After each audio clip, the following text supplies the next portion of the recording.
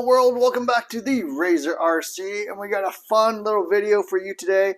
We're going to be doing the 1/8 scale 6S RTR Truggy shootout between the three most popular 8 scale Truggies on the market. So in order from release, we've got the Traxxas E-Revo 2.0 over here on the left. We've got the Arrma Kraton 6S here in the middle. And finally, we've got the Team Corally Punisher or Kronos over here on the right. The Arrma Kraton, for those of you that don't know, comes in two different versions. It comes with an extreme basher version, which is like a roller. Sells for $470 at the time of this video. And then it also obviously comes as a full RTR, the V5 Kraton 6S. So that sells for $600 at the time of this video. And then the Team Corally also comes in a few different versions. They've got the regular Kronos and the Punisher, which are pretty much this exact same vehicle. They just have a different body and tires, but other than that, they're completely identical. And then also comes an extreme basher version, the XTR version, which, like the Kraton EXB, is a roller. Sells for $440 at the time of this video. For the Kraton and the Kronos, I'll just kind of be talking about both the RTR and the EXB. I'm very familiar with both versions, so I can kind of tell you the pros and cons. We'll point out differences as necessary. But yeah, this is going to be a fun one. We've got 7 different categories. And what we did was basically rank each of these in those 7 different categories.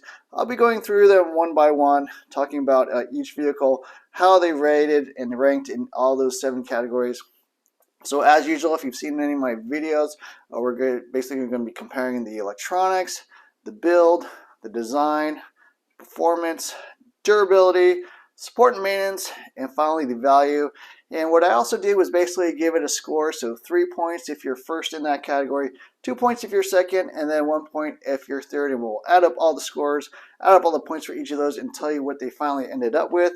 And then give you kind of my final conclusion on these 3 vehicles and you know, where I think their strengths and weaknesses are. So first off, we're going to start with the E-Revo 2.0. The E-Revo 2.0 has been out for about 3 years.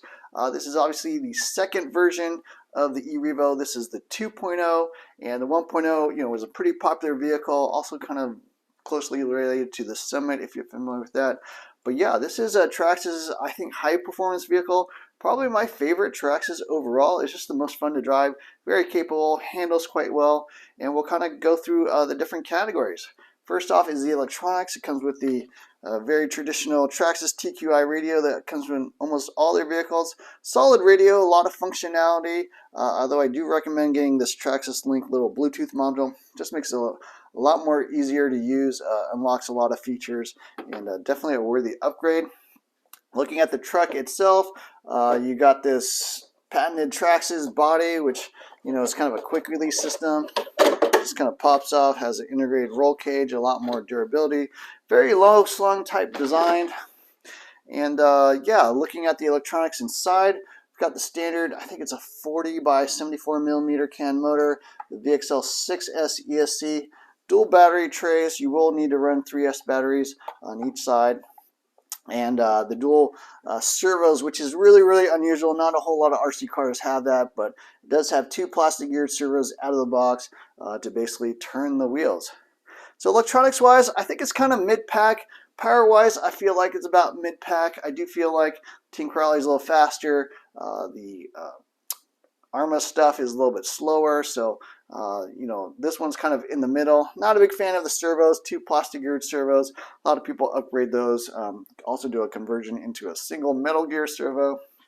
And then the radio itself, it's a solid radio. You know, it's a pretty good radio overall, kind of mid-pack as well. So in the electronics category, I do feel like it ranks second. In terms of the build, the vehicle was put together totally fine, except for these dual servos. So these dual servos have to be calibrated. They have to be like synchronized correctly, set up perfectly. If they don't, basically they will fight each other in the steering system, eventually break, burn out.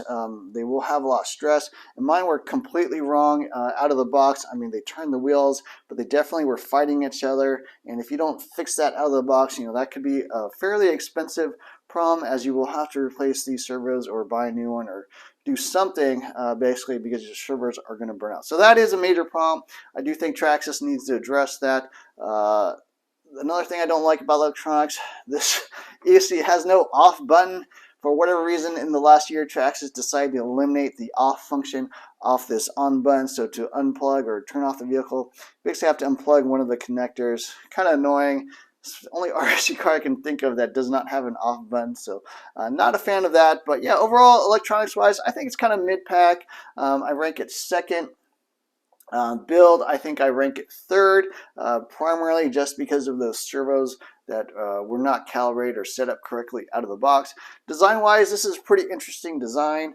Everything is kind of laid down shocks, very low center of gravity batteries here in the middle. Very flat looking type of vehicle. Does have the push rods and the rocker arms, really unusual suspension. 2 battery trays, not a big fan of, but you know, overall I think it's decent. I think it's interesting, has a lot of adjustments. You can tune the rocker arms, you can set the rear toe in, which is really unusual. It does have the pivot balls on all 4 corners, which again is unusual. Both the Arrma and the Team Corally just have front pivot balls and sort of standard rear hubs in the back, but this has got 4 corners with pivot balls all the way around. Really, really unusual. Really low slung vehicle. The shock towers are flat, obviously, because your shocks are quite flat. They're really more like body mounts rather than actual shock towers. Normal wing, everything. So yeah, pretty good overall.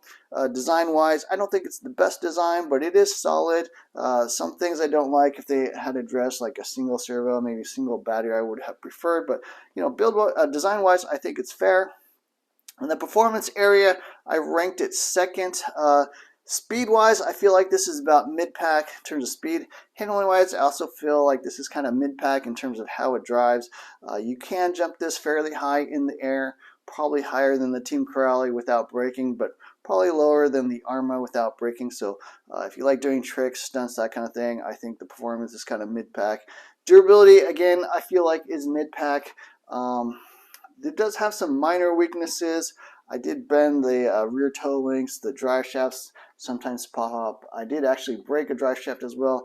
Had some of the pivot balls pull out, but you can jump this thing, you know, 30 feet high and have it survive with maybe $20 worth of parts. So durability wise, I think it's actually pretty solid. I know a lot of people have problems with these vehicles, and they have made upgrades and changes throughout its life cycle. Even when the 2.0 was first released, they still had the old push rods here in the middle, so they did update that and add some durability there. So durability wise, I do think it's mid-pack.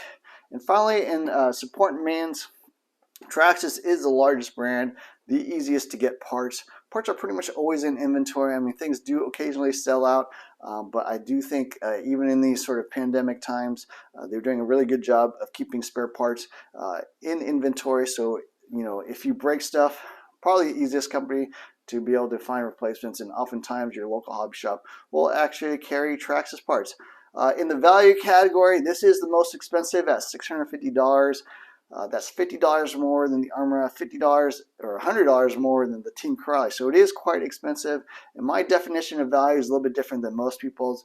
My definition of value has nothing to do with any of the other categories. It doesn't matter what the electronics, durability, performance, anything like that is. It's purely based off what this vehicle probably costs to produce as opposed to what you're charging, what they're charging you. So basically, what is the profit that Traxxas is making off you? I think they're making more money off you than Arrma or Team Corally.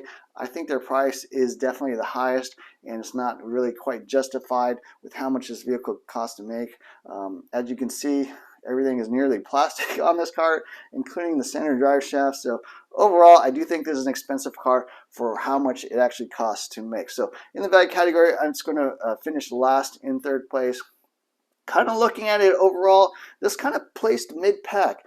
Points-wise, giving 3 points to a first-rate score, giving 1 point to a third ranking score. It finishes with 13 points overall, and you can see that most of the scores really are a second place finish. So overall, I think this is a solid vehicle. A couple minor weaknesses. I think the build, you know, they need to fix that. I think the value is obviously the lowest, so depending on how sensitive you are to pricing, this may be a little bit out of where you want to spend money. The build thing you can fix yourself, so I wouldn't consider that a major weakness, but in terms of the actual scoring, it finishes with 13 points.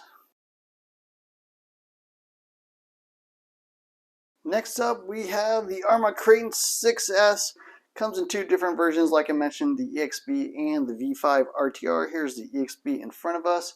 But yeah, the Arrma Kraton, long considered sort of the standard within the 1/6 scale or 6S 1/8 scale lineup.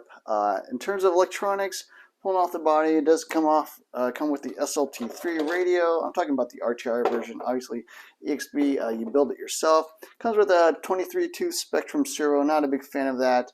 The Spectrum, Firma, ESC, and motor. In my opinion, the motor ESC combo do seem to be the least powerful. This does seem to be the slowest, and I don't mean in terms of the top speed. That's all more a matter of gearing than it is in terms of the power. But I mean about the punch, the power delivery. If you threw the other electronics into this vehicle, I do think you would find a bump up in power and speed. So from that perspective, yeah, not a big fan of the electronics. Radio is totally fine. Actually, one of the better radios, the SLT3, but the servo I think is a downgrade. It's metal geared. It is definitely non-standard. You will need to find a different servo horn if you replace the servo. But one thing I do like about the RTR version is that it comes with a DSMR compatible receiver. So if you have any sort of Spectrum radio, you can just go ahead and bind that and use whatever Spectrum radio that you like. In terms of the build, the EXPs, the initial run did have a problem with the LSD diffs.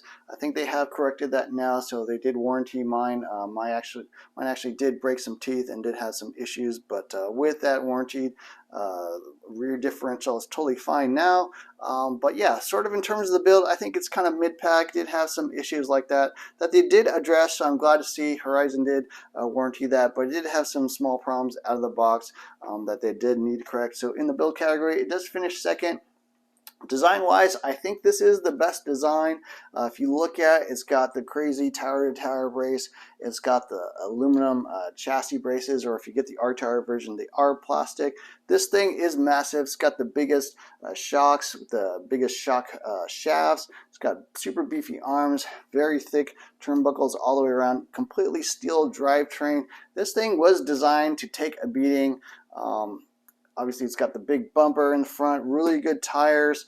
So yeah, design-wise, I think this is pretty much the best of the bunch. A lot of tunability as well. I do have a video on how to make adjustments to your Arrma Kraton, get to drive a little better. So there's a lot of tunability. They all really have a fair amount of tunability, but this is definitely built both for durability as well as tunability. So I do like that. It does have the LSD differentials in the EXP version. The regular differentials are totally fine on the RTR. I don't think they're quite as durable as the LSD differential, so depending on what you get, you may have a little bit better durability and performance.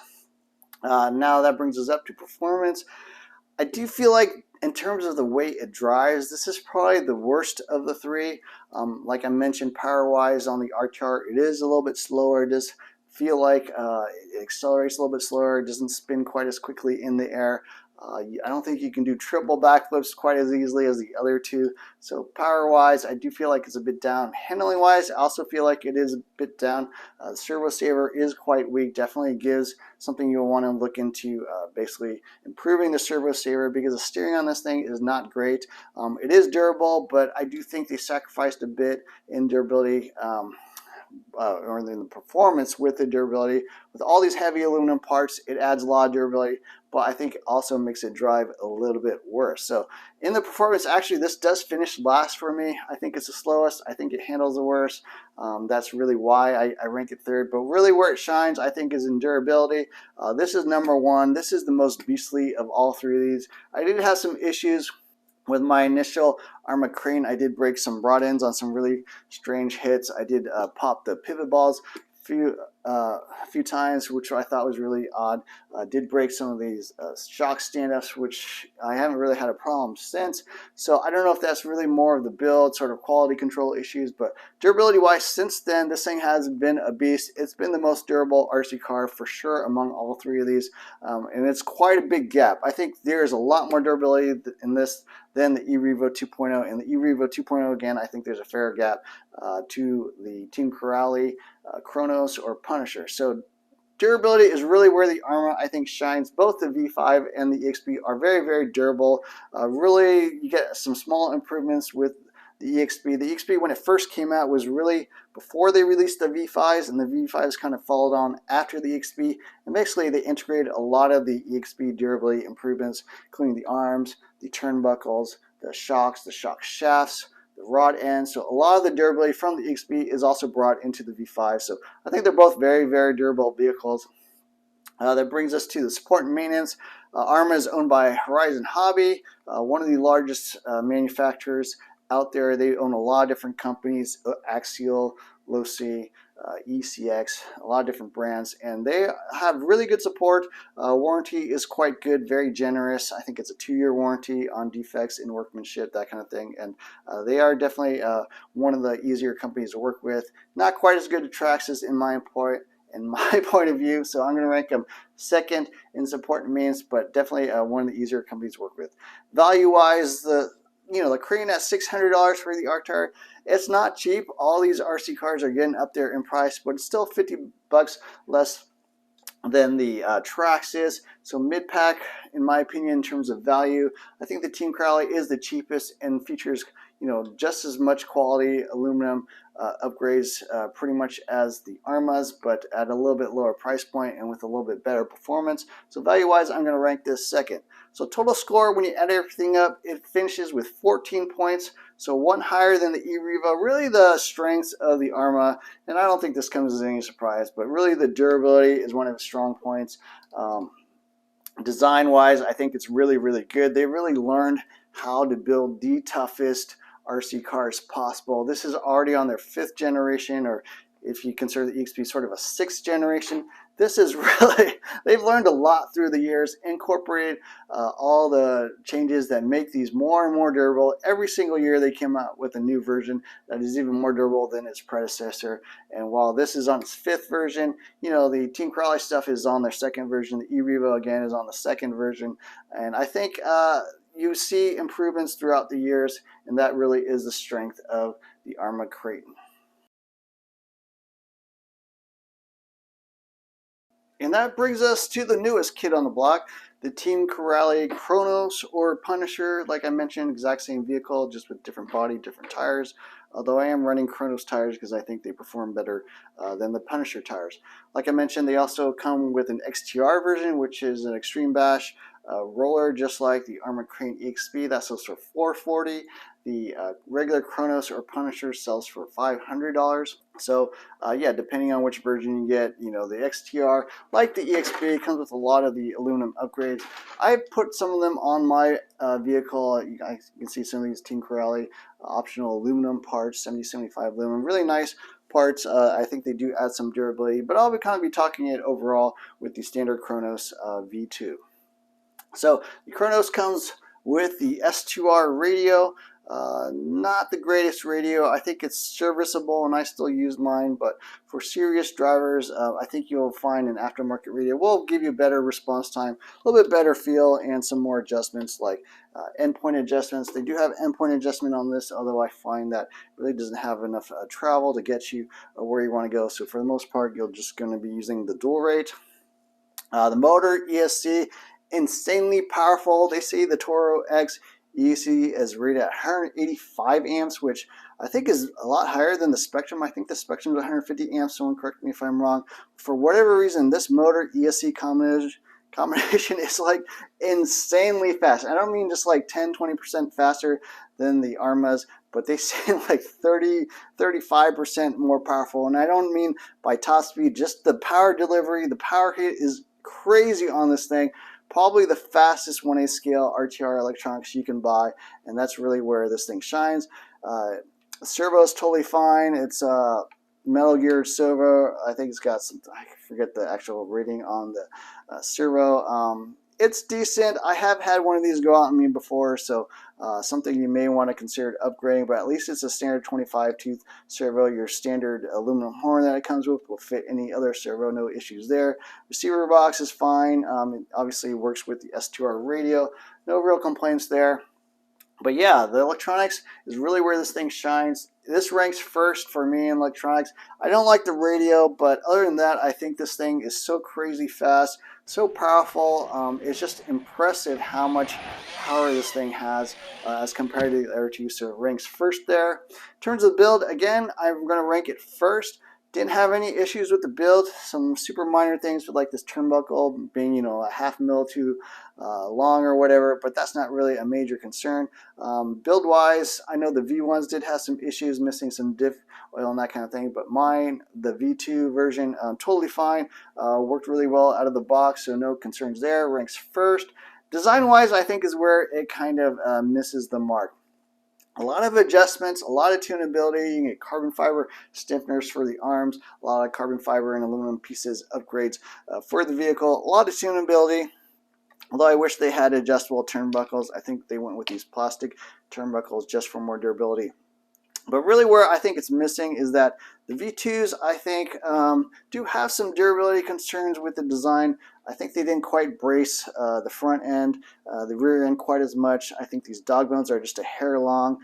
They do have a lot of nice upgrades, so they do actually offer a tower-to-tower brace. So I think they realize there are some areas in the design that could be improved. There are some nice things with like the aluminum diff cup here in the center differential, all steel drivetrain, which is nice. It does come with roll bars, a lot of, I would say, performance-oriented type design elements, which I think are really nice, but maybe a little bit lacking in the durability design. So in design, actually, I'm going to give it a 3rd place ranking. Now, it does seem like they are working on some improvements because they keep coming out with more option parts that I think increase that durability. So I'm really curious to see what the next iteration of this is. I assume it would be a V3 or 2022 or something like that, but don't really know. But I would assume that a lot of those things will have been addressed by then. In terms of performance, I think this is #1. I think it handles the best. I think it has the most speed, the most power. So this is the fastest, best handling of the 3 in my opinion. I don't think you can jump it super high, and that's really more on the durability side, but it certainly goes up super high, and you can do like triple backflips, quad flips, all that kind of stuff. This thing is insanely powerful, and it probably goes higher up in the air than the other two. But in terms of the durability, I think it is actually going to rank last. So that's really my main concern with the Team Corally stuff. I don't think it's as durable as the Arrmas. I don't think it's as durable as the Erevo 2.0. You can jump this thing about 10 feet out of the box, and it'll survive fine landing on all fours. But once you hit 20 feet, once you hit 30 feet, you will start breaking some parts, and we'll be wanting to look at some upgrades. So some weaknesses in the vehicle, the rear brace I think is worth getting the aluminum part. I think the front sort of 7075 XTR parts are worth getting. It kind of redesigns this front end so that the shock tower is kind of integrated into some aluminum, integrated into a lower aluminum chassis brace. Maybe that tower-to-tower brace I think is all worth it. But you know, it kind of shows you that they recognize there are some durability things. I think they have new shock rod ends as well, so that's worth getting. So durability-wise, I think is my main concern. It ranks 3rd among these 3 Truggys. And then we'll move on to support and maintenance. So Team Corally, at least in the US, is definitely a smaller brand. They're distributed by Hobby Recreation Products here in the US. Definitely a little bit harder to find parts. Most hobby shops are not going to stock Team Corally stuff out of the box. I mean, some do, like my local hobby shop does carry some parts because they carry Team Corally stuff, but definitely not as popular as Traxxas or Horizon Hobby / Arrma. So in the support and maintenance, I think you will have to basically order stuff online primarily, maybe even from Belgium if you want some of the latest hop-ups. So from that perspective, I think it does rank 3rd there. And finally, the last category, the value. These vehicles retail for $500 at the time of this video.